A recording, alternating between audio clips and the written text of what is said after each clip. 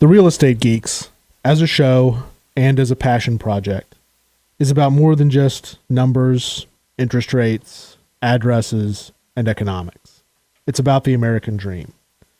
The preamble to the Realtor Code of Ethics, which all realtors ascribe to, says, "Under all is the land. Upon its wise utilization and widely allocated ownership depend the survival and growth of free institutions and of our civilization." To me, this statement is one of the most patriotic. And so I offer for you today a new segment of our show, A True Patriot. Mine eyes have seen the glory of the coming of the Lord. He is trampling out the vintage where the grapes of wrath are stored. He hath loosed the faithful lightning of his terrible swift sword. His truth is marching on. In November of 1861, the United States was 7 months into what many Americans had assumed would be a short and hardly eventful rebellion. Many had also come to realize that the Civil War would prove to be a long, dark, and bloody conflict. Also in November of 1861, a humble, devoutly Christian, Unitarian, and by all accounts, a talented and committed writer was touring Washington, D.C. She met Abraham Lincoln at the White House and was inspired by her friend, James Freeman Clarke, to pen new lyrics to existing music by William Steffi that would become the venerable anthem, the battle hymn of the Republic. I would like to read now from her biography. She was born in New York City in 1819 and died in Portsmouth, Rhode Island in 1910. On her father's side, she was descended from Roger Williams and 2 governors of Rhode Island. Her mother, the great-grandniece of Revolutionary War legend Francis Marion, nicknamed the Swamp Fox. Her father, Samuel, was a successful Wall Street banker.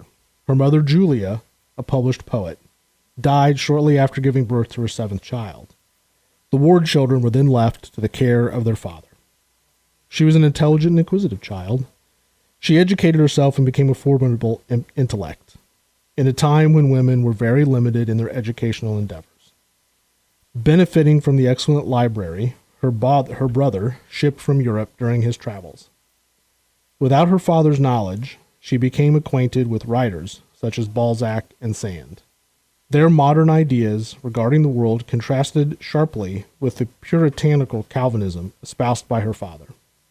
She was frequently torn between her love for her father and her ambitions as a writer, a thinker, and an individual. She was both fun-loving and also serious, a wealthy heiress. Social contact, though limited by her father, brought her into contact with some of the leading minds of the time. It was her brother, Sam, who exposed her to people like Longfellow, Dickens, Charles Sumner, and Margaret Fuller. When their father died in 1839, it was to Sam's house that the Ward sisters moved. Sam had recently married Emily Astor, the favorite grandchild of John Jacob Astor. Under her supervision, the sisters were introduced to New York society. Too soon, tragedy struck, and in 1841, Emily Astor and her newborn son both died. Sam and his sisters were cast back into mourning. Not long after this, in April of 1843, she met and quickly married Samuel Gridley Howe, himself famous for his work on behalf of the Greek Revolution, for his reform work for prisoners, and his efforts in education for the blind. Life certainly would have turned out differently had her parents lived to see her married, and only she could know whether all of the tragedy and confusion in her family caused her to marry someone more quickly than she otherwise would have. However, by the summer, the newlyweds were embarked on a wedding trip to Europe, accompanied by her youngest sister, Annie. Dr. Samuel Gridley Howe was 20 years older than his wife, and upon their marriage, and against the protestations of her family, he took charge of her income received from her large estate. She was not to have charge of her economic affairs until her husband died in 1876. At that point, though, due to a series of bad investments by both her husband and her uncle and brothers, much of the money was spent. She found herself a widow with a very meager income. By the end of her own life, she was a working woman, earning her own money and in control of her own life. But at the time of her marriage, her circumstances were quite different. Dr. Howe was a strong-willed and autocratic husband. He forbade her from working outside of the home. His views on the roles of married women suggested that they forge a career out of wifely duties and motherhood. She spent the first several years of her marriage engaged in rearing children and reading philosophy, attempting to reconcile herself to her new life in Boston. Her letters to her sisters during this period indicate that this was a difficult time for the couple. She expresses depression and sorrow, and she describes the struggles of a 19th century woman seeking independence and understanding. Trouble between the couple continued to escalate, and in 1852 they separated, although she later returned to the marriage, and her return signaled a change in her resolve. She broke with her husband's wishes about making her work known to the public. Passion Flowers, a collection of her poems, was published anonymously. However, the author's identity soon became known, probably because many of the poems were so personally descriptive.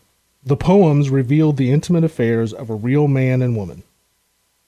They hinted at infidelity, openly challenged her husband's authority, and generally exposed the author in a manner which Boston society found shocking for a woman.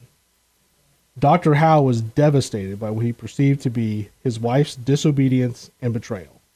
Their marriage would remain strained for the duration. She became very involved in the reform movement and supported issues like abolition, women's rights, prison reform, and education.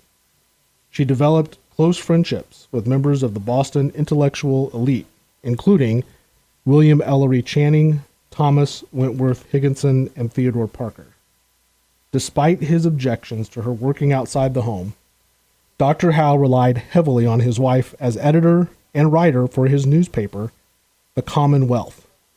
This short-lived venture was seen by many as incendiary propaganda for the abolition movement.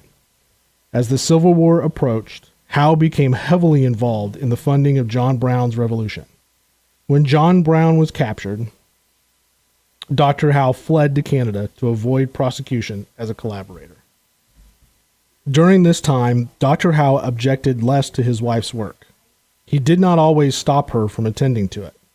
And while she was prevented from attending to some of the work she wished to engage in, she managed to free herself from her husband's demands and secure her own interests.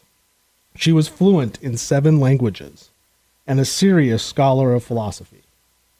When her poem, The Battle Hymn of the Republic, was published in 1861, it brought her instant celebrity, and the song would make her one of the most famous women in 19th century America.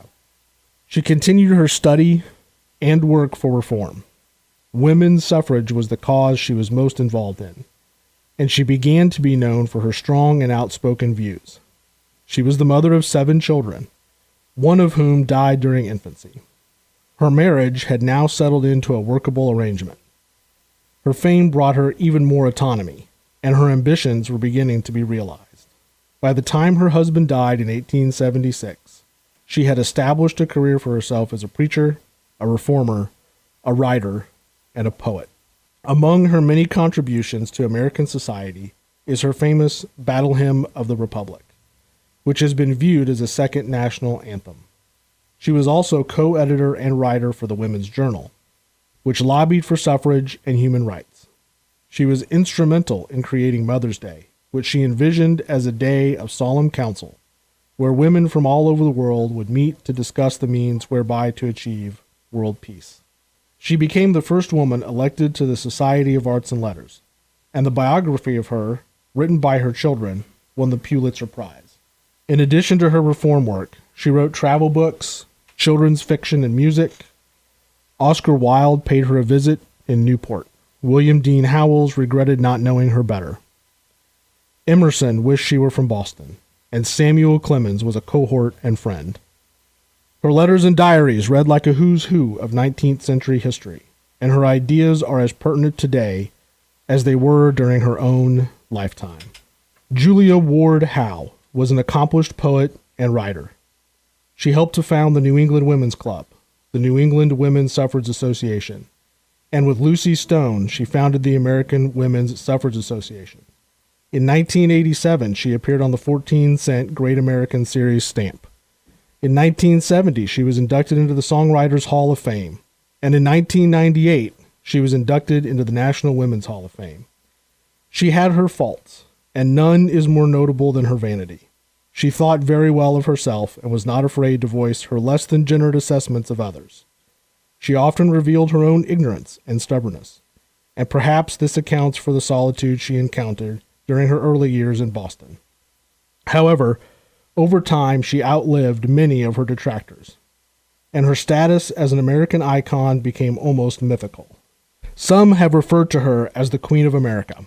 Julia Ward Howe, a true patriot of our republic. You can find more information about Julia Ward Howe by visiting juliawardhowe.org or by reading the excellent biography written by her daughters titled The Life of Julia Ward Howe.